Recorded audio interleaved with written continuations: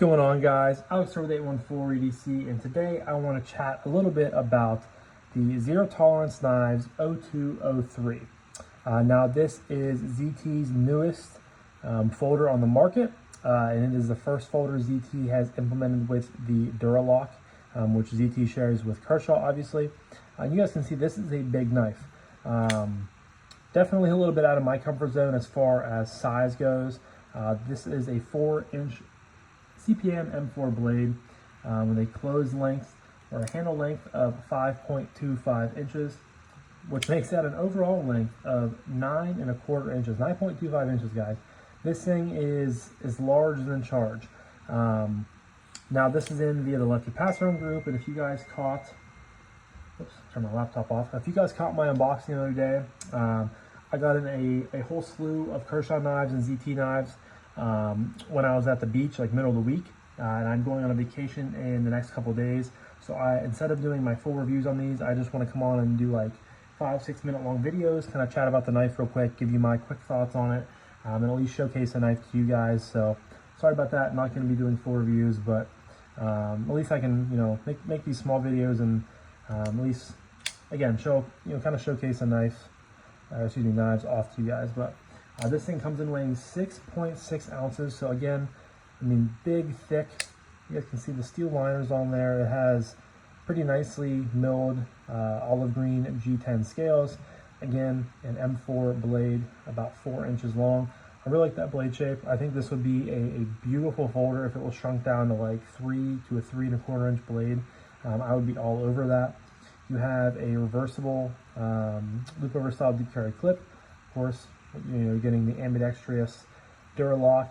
Pretty self-explanatory. You're going to be getting a reversible clip. Does seem like a pretty tight clip, but I'm sure it would work loose there pretty quickly. Another gripe I have with ZT and Kershaw, I wish they wouldn't brand their clips. I love an unbranded clip. It just looks a lot cleaner. On the Duralock, you have nice stepped off sliders there, and this is running on phosphor bronze washers. And you have giant dual thumb studs there on both sides. Very interesting pivot. And on the back side, I didn't realize until I was reading the website, you have to use a, what's it called? A 5/16 combo wrench tool for this. You cannot use a normal T8, T10, T12, whatever it may be. Yeah, running on phosphor bronze washers. There's a little bit of blade play on this, but you're going to get that nice, smooth, free drop. At first, I did not realize it was on phosphor bronze washers. I thought it was on bearings, so I was expecting like a really big guillotine. That's why when you hold it in, you kind of have to nudge it forward a little bit, and then it drops. But it's very smooth.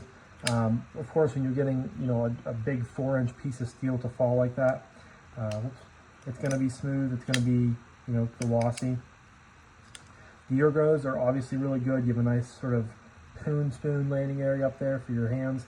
If you are a giant person, this would be really nice for you.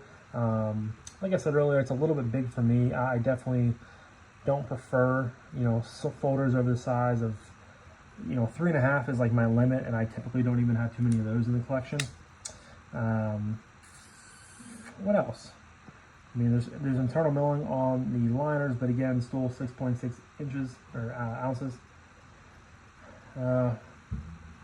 Just because this is so big, I'll show you a knife that I typically compare it to is the TRM Neutron 2. This is the knife that's really in my sweet spot for size. And you can see you could fit probably, half of a handle still on there. So it's just crazy how big this is.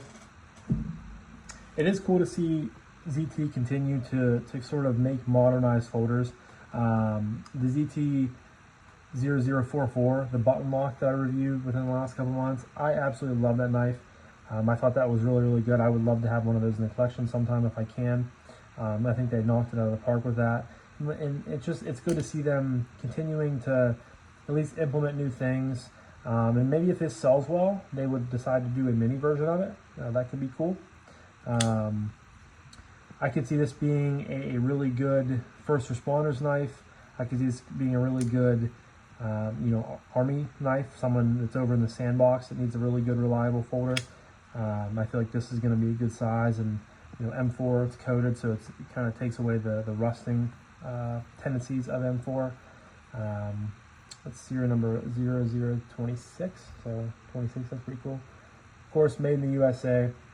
But yeah, guys, I mean, leave a comment down below. What are your guys' thoughts on giant overbuilt folders? Do you love them? Do you hate them?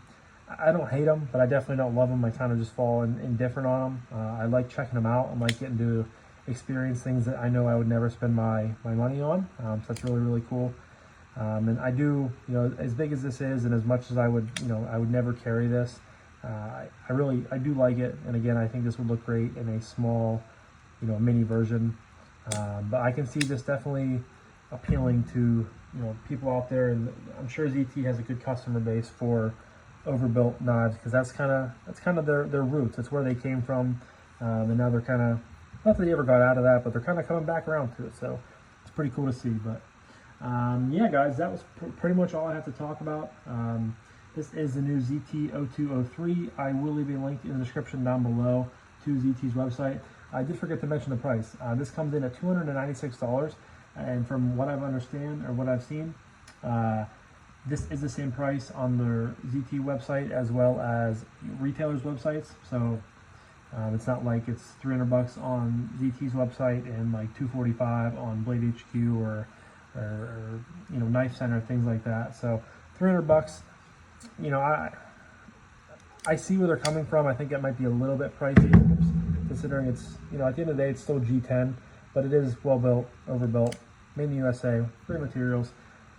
Hard to beat that when it really comes down to it. So, but yeah, that was my little chit chat about the 0203, whatever you guys want to call it. And thank you guys so much for watching. I really appreciate each and every single one of you guys. I hope you have a fantastic rest of your morning, evening, day, night, whenever you're watching this. And I'll talk to you guys in the next one. Peace.